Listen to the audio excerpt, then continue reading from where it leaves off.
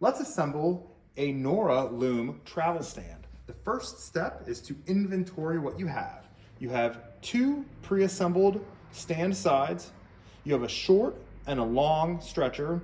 You have 2 shuttle shelves, 12 quarter 20 barrel connectors, 12 long quarter 20 screws, a wrench, 2 washers, 2 wing screws, and 2 Velcro straps.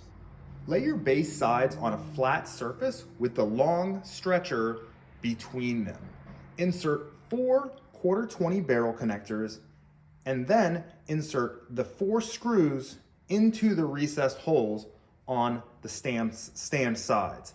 Notice how the recessed holes are facing out. If you don't have the recessed holes facing out, then you need to switch the 2 sides. Flip the loom stand over and install the wing screw and washer into the wood insert on the stand legs, and then hook it onto the loom support and tighten.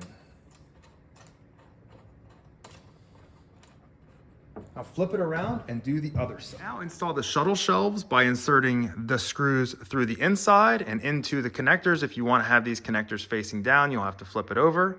And now you're done. You're ready to put your loom on it. You've got your loom straps right here. You can go through here and onto the loom.